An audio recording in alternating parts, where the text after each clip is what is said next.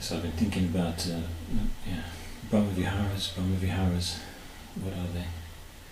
And so I've got so many ideas about it, so I'll just run them, see what others think. There's a few suttas that come to mind. So on one occasion, a Brahmin went to the Buddha and said to him, "It's astounding and amazing, Master Gautama, how Master Gautama's faculties are tranquil and the colour of his skin is pure and bright. So whatever high or luxurious sitting place or beds there are, whatever grand, elegant furnishings there are, Master Gautama surely gains them at will, without trouble or difficulty." In a way, he might be saying, you probably live in luxury, which is why you look so good. You probably, things are going well for you, you're quite rich. And then the Buddha replies, "Those high and luxurious kinds of bedding or furnishings are rarely obtained by those who have gone forth, and if they are obtained, they are not allowed. But Brahman, there are these three kinds of luxurious furnishings that at present I gain at will without trouble or difficulty. The celestial luxury, the divine luxury, and the noble luxury bedding." So, and it just goes, it says the celestial high and luxurious bed is the jhanas. That is how he travels. That's where he rests. That's his couch, how he abides. So, and then the divine high and luxurious bed is the Brahmaviharas. That's how he travels. Where whatever he's doing, he's just abiding in that. And then the noble high and luxurious bed is having been rid of any delusion, having been able to get rid of the taints and so on.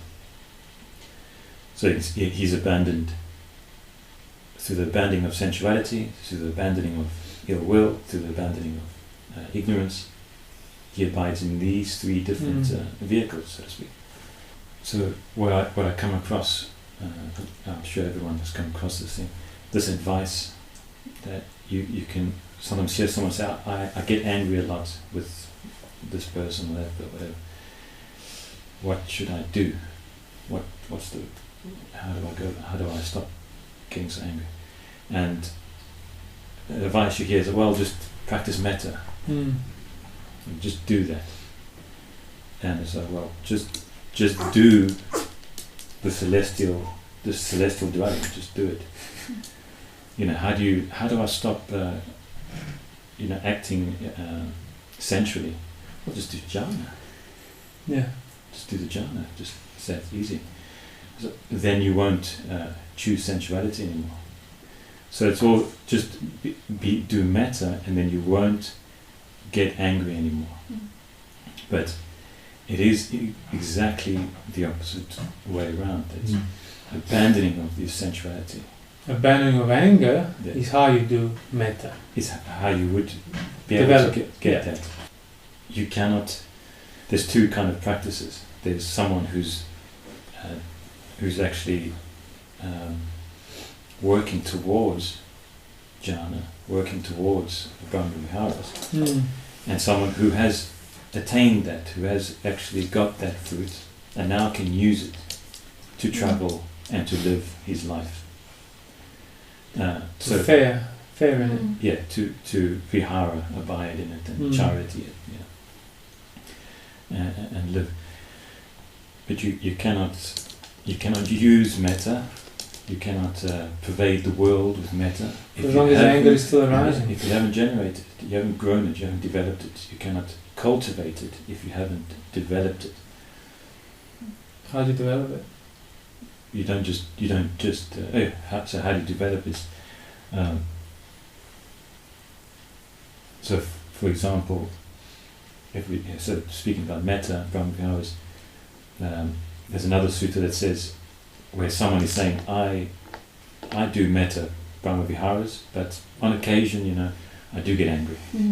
And the monk said, well, don't say that, that's wrong. Don't misrepresent the blessed one, you would never say. That's impossible. Because if you have that metta, anger it's impossible to have ill will. So why? Why is it impossible if you have metta? Why is it impossible for ill will to arise? Because that is the fruit of abandoning ill will. Exactly. Is metta, so you can't. The definition of metta is to not. have metta means you have abandoned ill will already. So if you say I have metta, but ill will still arises, means you haven't abandoned it. Thus, you don't have metta. Yeah, exactly. And same with jhana, exactly same with jhana. So that to have sensual thoughts arise, but have jhana in the meantime every now and then, that's also not possible. You're either abiding in jhana because you abandon the sensuality.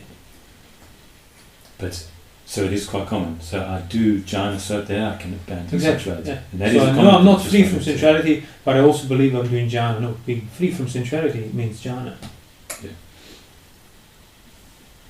So also again, I think there's you can either just not do ill will. If anyone would understand it, I would say do non-ill will. So there's ill will, you're discerning it. That may be intention of the mind to go in that direction, and you just non-it. You don't do it. But that requires a certain level. You need to see your mind. Certain level of what?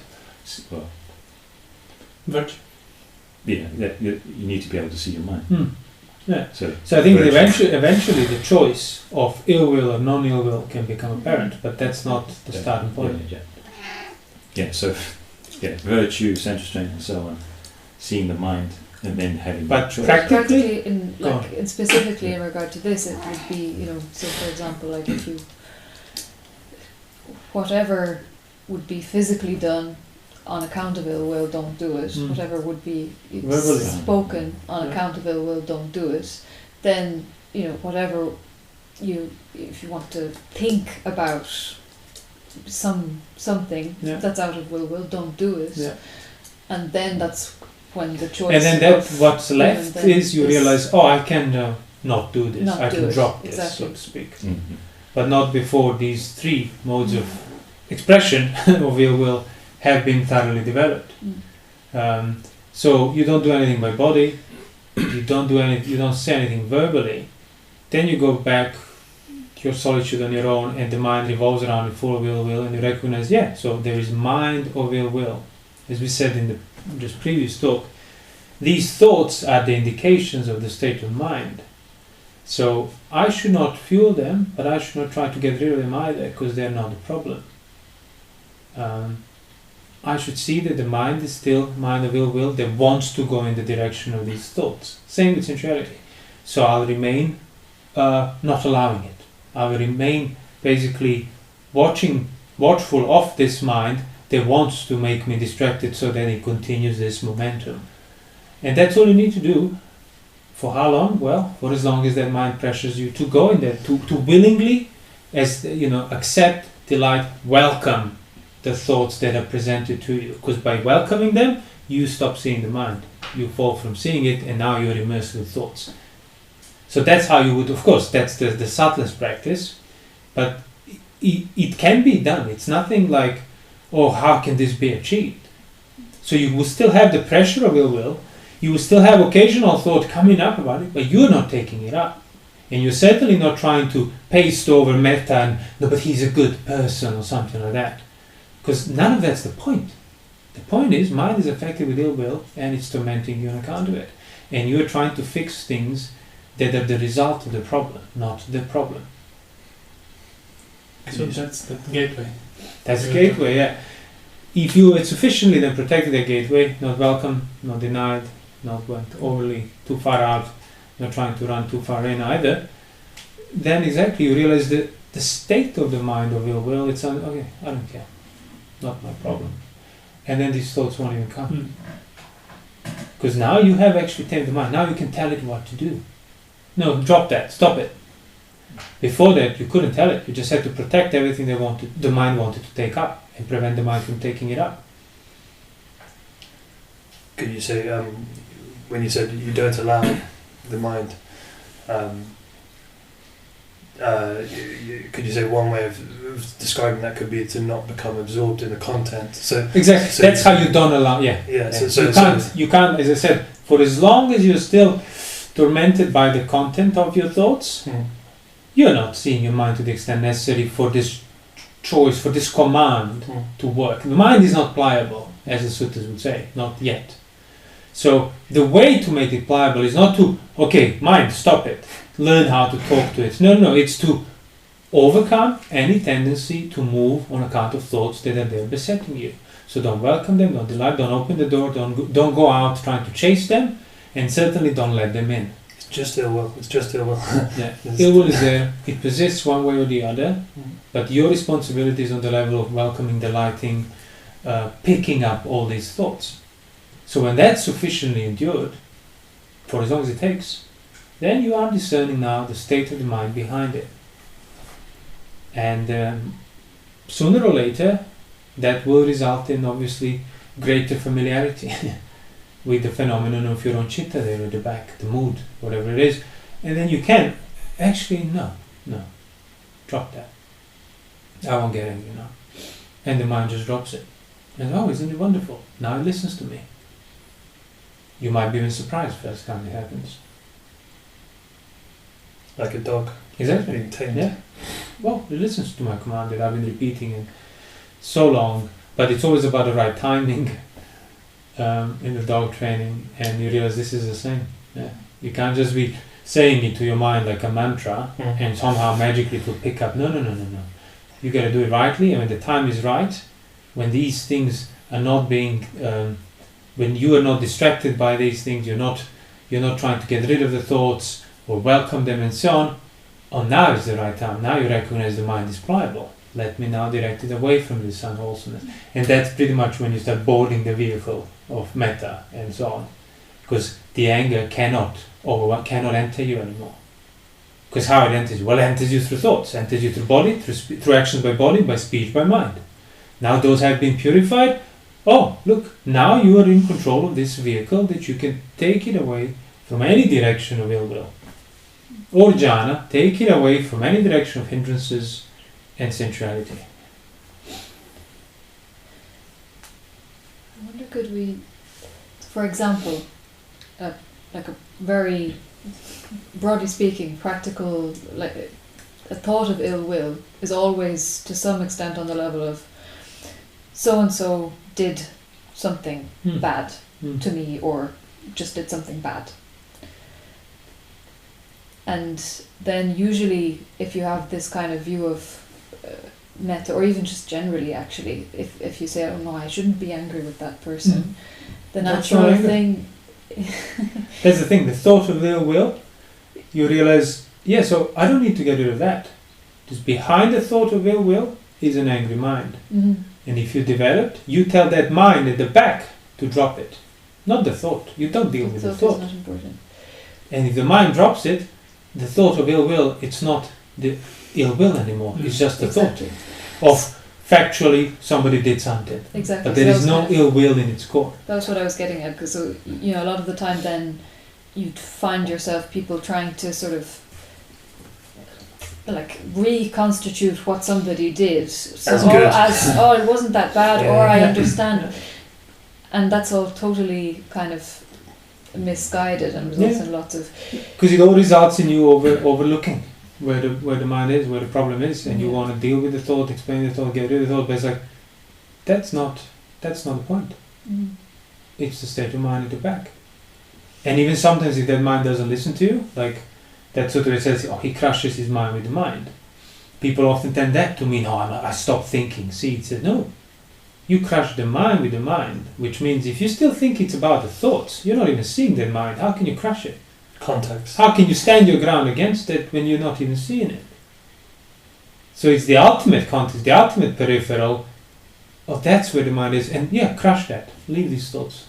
Irrelevant. Just overpower that mind over there, and nothing can bother you on a specific level.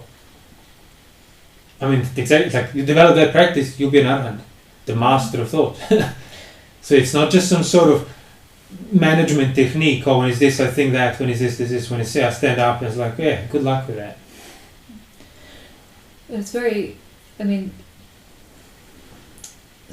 Like it's very relevant, or it's not.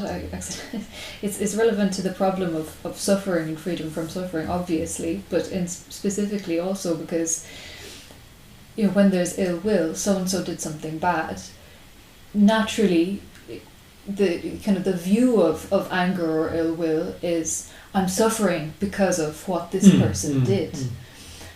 But it's like, if you see genuinely that the only reason you're suffering is actually because of the ill will is the suffering of it, then there's literally no reason to, there's no basis for ill will anymore, because there's you know, what this other person did so what do you need to do then is irrelevant. You realize you need to refrain from jumping back into making it personal. When you know it's not about it, you know it's the presence of ill will that's bothering, but still let me just... Yes. So it's like, so lack of restraint is why that ill will proliferates, not because of who said what and because of what you didn't say in return and so on. All that's irrelevant. Why some Sutras do in fact state that by developing metta, for example, ill will can be abandoned, but the context there is a noble disciple who already has right view, who already, through what we just described, knows what metta is and is uprooting the fetter of ill will, the possibility that that is ever going to arise in the future. Yeah, that... And that gets then mistaken for the idea, countering. Metta is instantly available regardless of whether I now have ill will. I can apply that as an antidote to the ill will, but it's overlooked that that's dealing with a fetter, and that's a somewhat different context. Yeah. And also, as we just said, abandoning of ill will is what the practice of metta is. So develop metta to abandon ill will. Literally develop... Abandoning of ill will to not have ill will. Yeah. That's what it is. Yeah. So it's not another positive thing you do in response to the ill will. So if there is still possibility of mind going back into the ill will, develop metta further. Develop the non-ill will further. Yeah. Same with sensuality, That's why the first jhana is necessary for an anagami or an arahant, i.e. the noble disciple and arahant who are free from sensual desires. It's necessary in a sense of, by abandoning sensuality, by seeing the danger, the peril, withdrawing from it, that's your jhana. So cultivate that experience that's free from sensuality long enough, and possibility for returning back to it will disappear. And equally possibility for taking things personally and turning it back into misconceiving it will also disappear. And that's what the Buddha described. And yes, the dwelling in jhana is blameless, it's pure, it's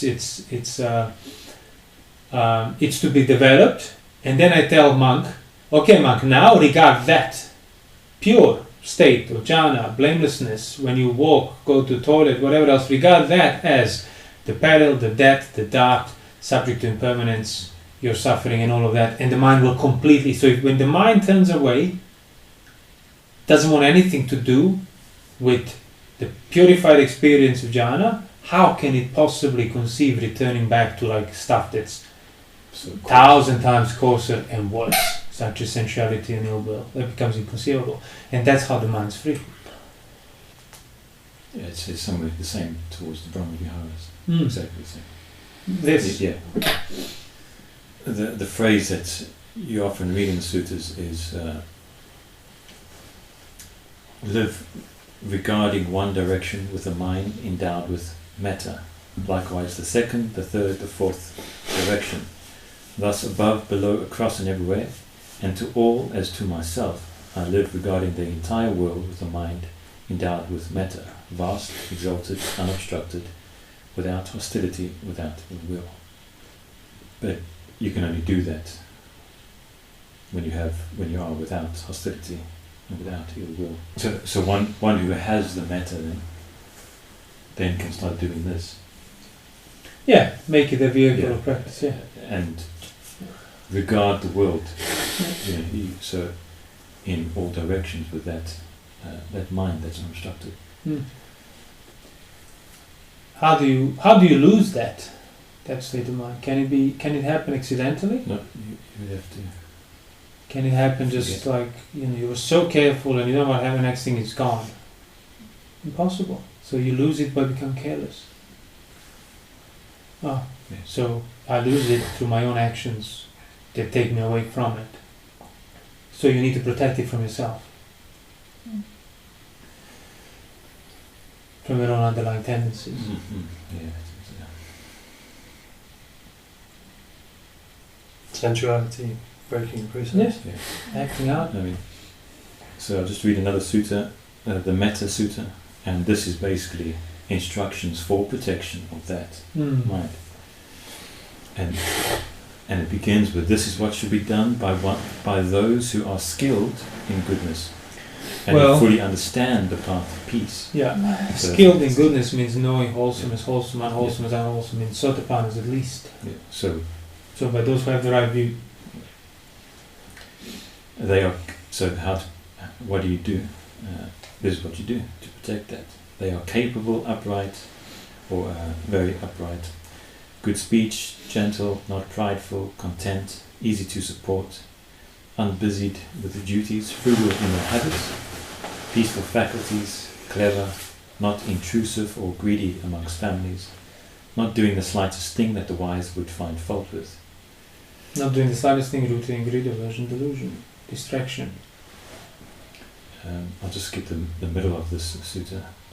Not acting against nor despising anyone anywhere, even when irritated by the perception of patiga, resistance, not wishing suffering on anyone.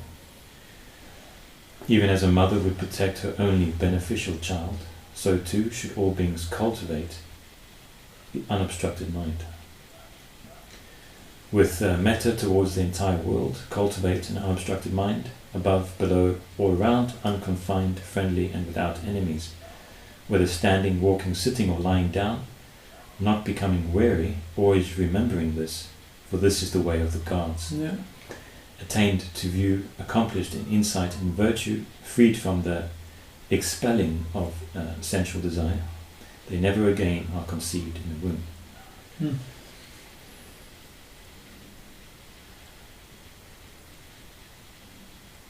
So the part I left out, it's a kind of, I just find it a strange part, the middle part. It's kind of a thought, and it goes, happy and secure, may all beings be happy.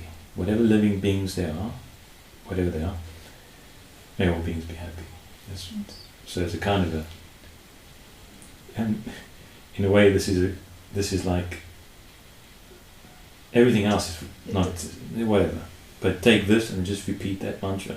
May all beings be well, may my mother be well. Yeah. So that I can't leave it out. But yeah, that is, I'm not saying it's invalid, but it's not what the practice is. Yeah. It's the fruit again. This is kind of funny actually. I mean, because really, at least, because I think what you kind of recognize is like, whether I wish it or not, I can't make other beings be well, and that's not the point. It's just not to, that's not where anger. And it's, if you are you're not acting out of anger, well, other beings in that sense are going to be well. You're not going to be causing any issues. Okay. You're not going to be causing issues. If you cannot act out of anger, like if you're protecting their mind, you can't even act out of anger. You can't even act out of speak out of anger, and so on. You wouldn't be revolving around the thoughts of anger either. So it's like, that's the greatest protection you can give to others. No will, no irritation, not taking it personally. Not irritated by the perception of resistance of any kind. Yeah. And that's what agreeable, disagreeable does not irritate you. Yeah. And that's like the core of Brahmavihara practices, the practice of non-resistance, non-ill will, and just refining it. Just, so, non-ill will, because that's the upekkha, isn't it? Upekkha is the ultimate abandoning of patiga. Yeah. The slightest traces of patiga. So it's complete non-resistance, or craving in that sense towards pain. Where does pain arise? Where does resistance arise? Well, you fundamentally resisting this body, the discomfort of it. So in a way, that's where you can start. That's non-resistance to this being here, which is giving you some sort of pressure, some kind of irritation. You're giving you know, that's your kind of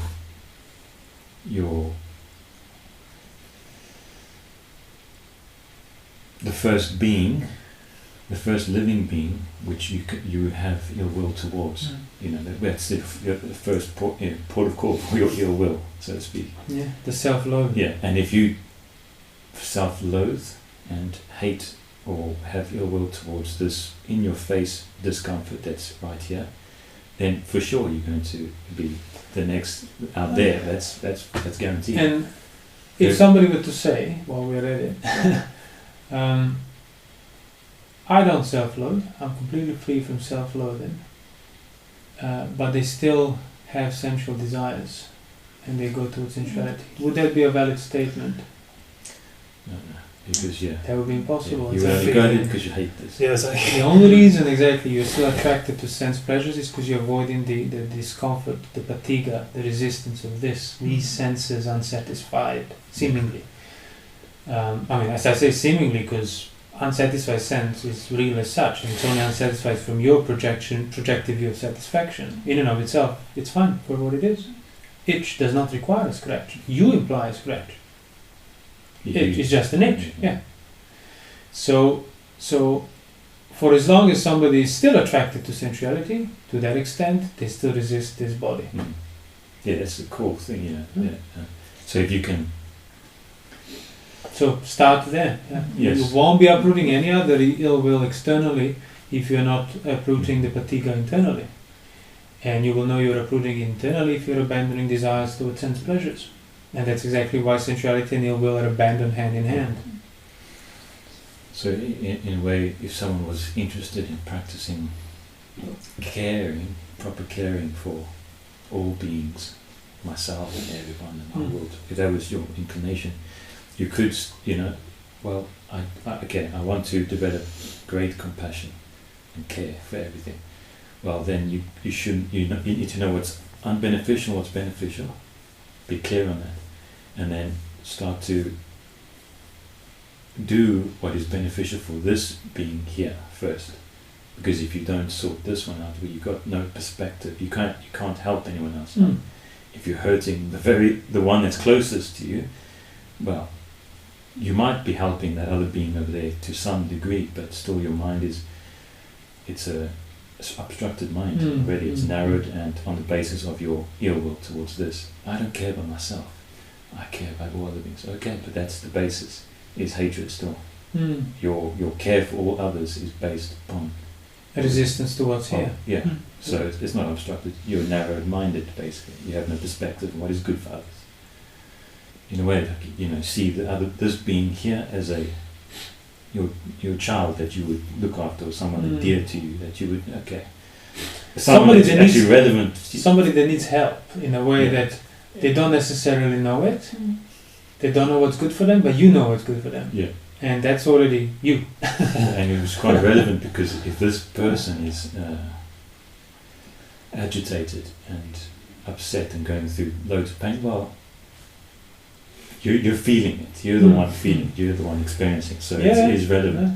Well, that's the whole, like, the same of suitable, unsuitable food for the wound or for the animal, depending on the simile. But the point is, it's like, this creature here, this individual, I don't need to know why he likes this, why he doesn't like that, why his mind responds like this when it's that. Why I need to just recognize that it is so, and then direct it away from things that aggravate the condition of lust, aversion and distraction towards things that calm the lust, aversion and distraction.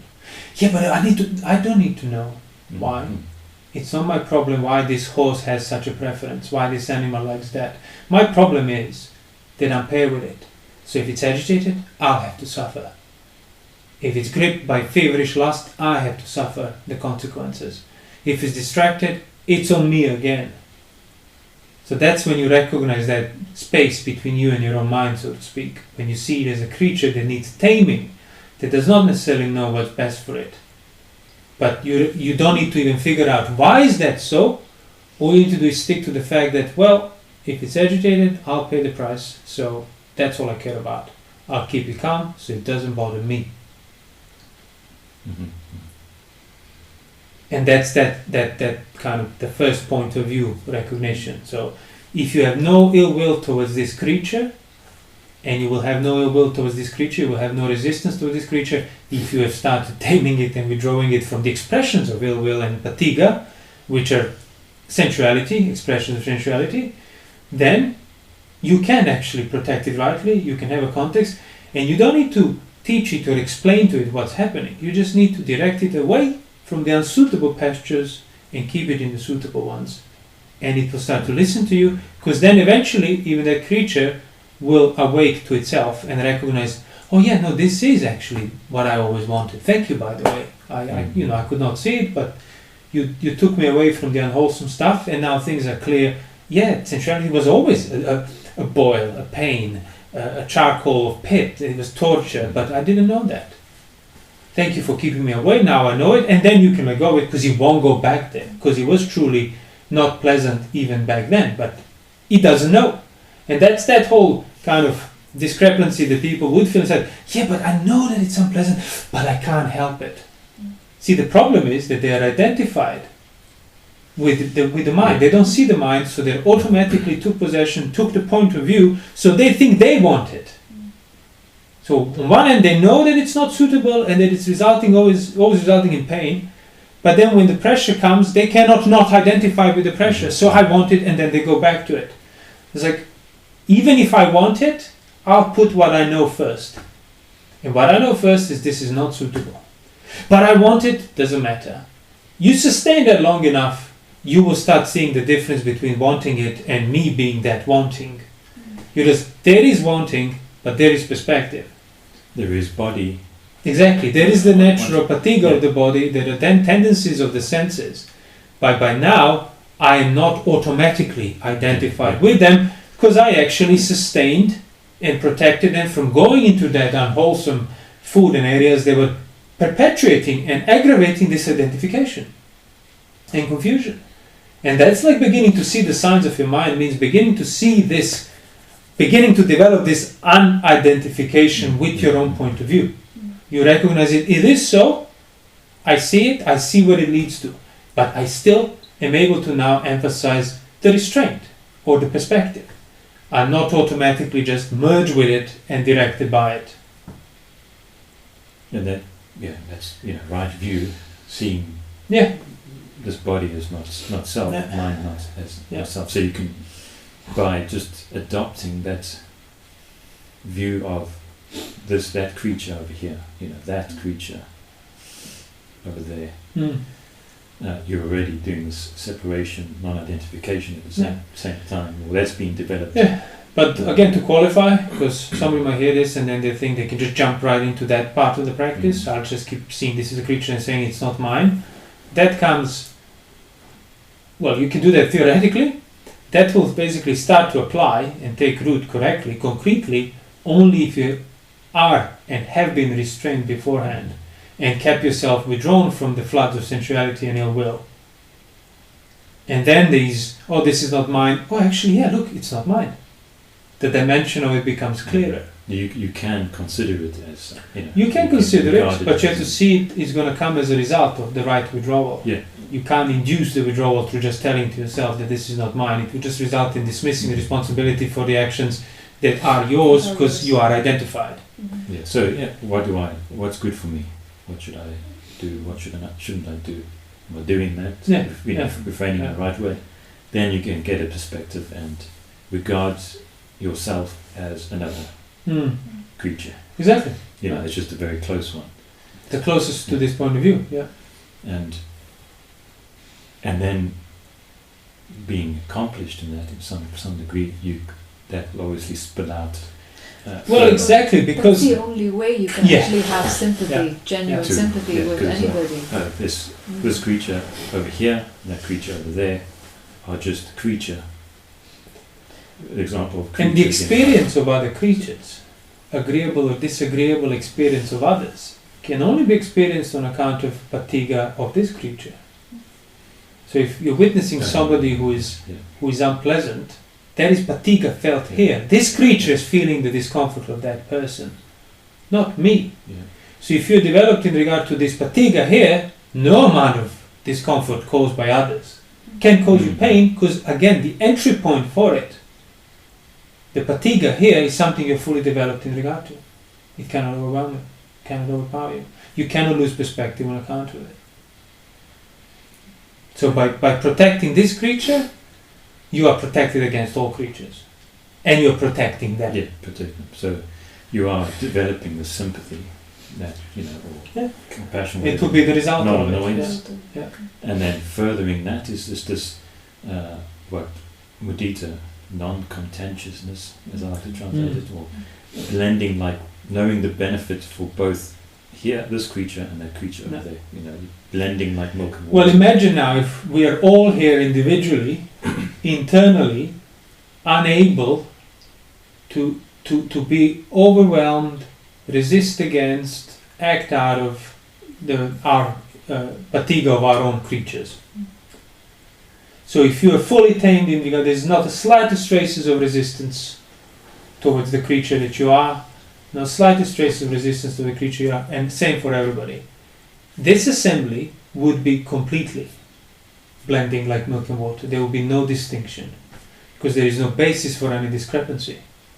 So whatever somebody else does in here, in the group, none of the group could take that internally through their own patiga that they are not developed in regard to. So there will be no ripples internally, regardless of what. So that's like perfect harmony, because everybody is incapable of resisting the creature that they are. And we might not be saying much No, to each other. Like, we I might really be appreciate you today. Or No. you might be What you saying did. a lot, but it will still not be an Yeah. issue. Yeah. But don't you have to. wouldn't need to be. Well, you can't express this externally. No amount of external expression of gratitude and so on means anything to whether the fact that you are still moved by your own resistance in regard to your own creature or not. So whether you're saying it or not, it's irrelevant. Yeah. You might say it if somebody asks you to answer a question, but you wouldn't say it believing that through saying it you're doing it. Oh, that's just a verbal statement. Well, yeah, that's wishful thinking. Yeah, which anyone could. Oh, may my chicks pierce out. Yeah, see, I always express my wish. Every morning I pray to the shrine and I say, may ill will not arise in me. Well, whether you wish or not, are you doing the work on the level of self-loathing, withdrawing from sensuality, not acting out of will or not?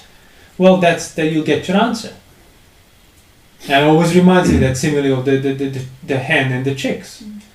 Oh, may my chicks pierce out safely from the shell, but she doesn't sit on her eggs. Well, they won't. Even if she wishes for the rest of her life, every moment of her life, if she just prays that they pierce out, they won't, because she's not doing the work. And the other type of hen who sits on the eggs, she, even if she doesn't wish, may they pierce out safely into this world, they will. They will come to grow and so on, because she did the work. So also, you just said between passing, like, if you practice this rightly, you will see your own sense of self as other, and then all others, actual factual others, will be already on that side of you seeing yourself as other. Yeah, it will be even further others. So yeah, it's just further away, but still, it's that one dimension. So So when that sutta speaks about one quarter here, there, and so on, it seems to me it's describing a certain kind of totality, because this division between the identification, which is me and others, is now changed on account of seeing that your sense of self is no longer yours. So it's sort of there, and that is already where all others were. Yeah. So cultivate metta in that sense towards yourself rightly by disowning your experience, basically, and the whole thing is disowned. Yeah, exactly. Yeah. It was the same principle in regard to satipatthanas. This, or to the extent necessary, knowing the body is there. The body is the world. So seeing this creature in its totality, fully developing in regard to its own patiga, is basically the world of others. Everything is within it. So that direction, this direction, up, down, every way, it's within that creature. Yeah. And then that then leads to the fourth, the upekkha. Non-resistance. The non-resistance. There are no the slightest traces of resistance left in regard to anything. So see, now it's even not anymore on the level of this creature, those creatures, personal, impersonal. It's just resistance and absence of it. Complete purification and removal of the traces. Yeah.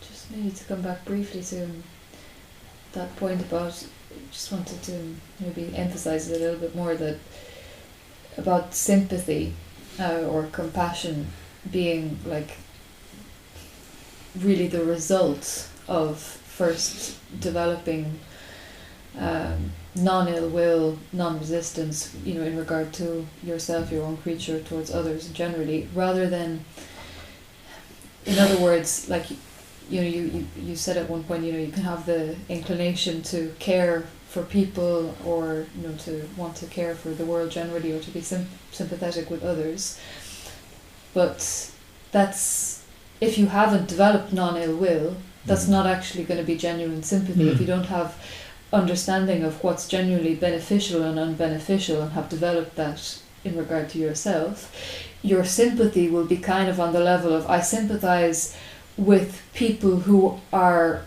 unhappy because of circumstances or something.